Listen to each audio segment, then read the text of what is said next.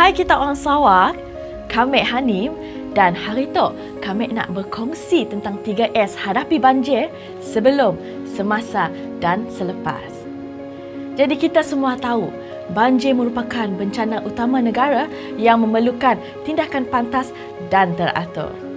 Jadi hari tu kami akan kongsikan kepada kita orang tentang maklumat sistem kecemasan kerajaan, agensi penyelamat serta bantuan rasmi yang tersedia. Jadi untuk S yang pertama ialah sebelum banjir, iaitu persediaan awal. Untuk persediaan awal, kita haruslah sentiasa peka dengan amaran cuaca daripada Jabatan Meteorologi Malaysia, Met Malaysia dan Agensi Pengurusan Bencana Negara, NATMA melalui platform televisyen, radio dan media sosial rasmi. Jadi kerajaan juga ada menyarankan setiap keluarga sediakan beg kecemasan 72 jam. Senang cerita, satu beg ya, standby awal untuk digunakan bila berlaku kecemasan. Jadi, dalam beg ya, sila pastikan ada sedikit wang tunai, telefon bimbit, makanan yang tahan lama, air bersih, kit kecemasan, ubat-ubatan, lampu suluh, pakaian, dokumen penting dan paling penting sekali kita semua mesti ada ialah power bank. Lepas ia juga, kita perlu kenal pasti lokasi pusat pemindahan sementara PPS yang diuruskan oleh Sidak Natma dengan kerjasama Jabatan Kebajikan Masyarakat JKM untuk memudahkan kita bergerak segera ke tempat selamat tanpa membuang masa, terutama bila keadaan darurat berlaku secara tiba-tiba. Jadi untuk S yang kedua ialah semasa banjir, iaitu tindakan ketika kecemasan.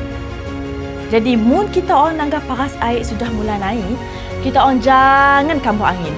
Kita orang perlu pastikan semua suis elektrik, gas dan bekalan air ditutup sepenuhnya. Jadi sekiranya kita orang menerima arahan untuk berpindah, bergeraklah segera dengan ke PPS yang telah ditetapkan oleh pihak berkuasa.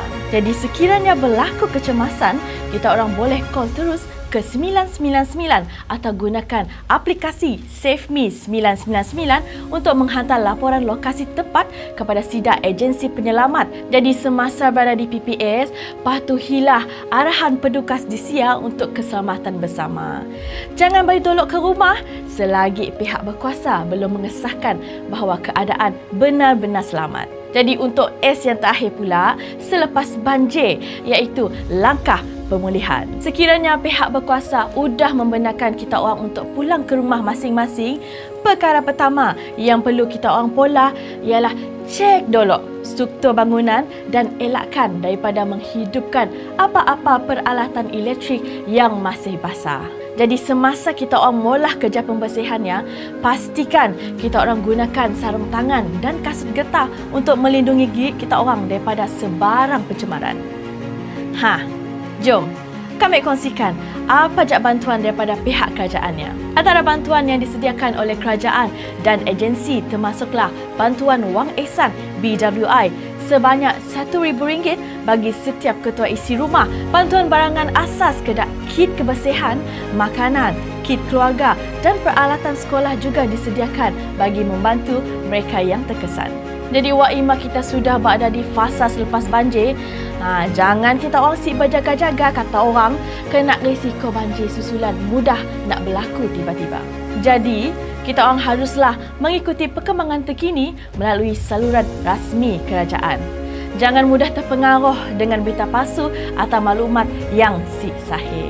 Jadi ingatlah, keselamatan kita orang dan keluarga kita orang adalah keutamaan.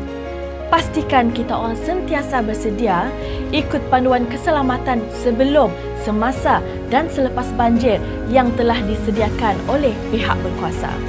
Okey guys, jangan lupa follow, subscribe, like dan share media rasmi Jabatan Penanganan Sarawak untuk dapatkan info yang terkini. Sehingga berjumpa lagi. Bye!